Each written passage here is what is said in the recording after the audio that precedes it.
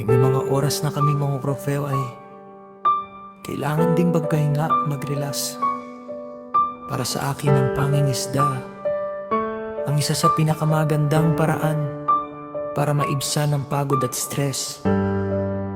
Dumadayo ako sa iba't ibang lugar na pwedeng mangisda, hindi lang para makahuli ng isda kundi para makahanap ng katahimikan.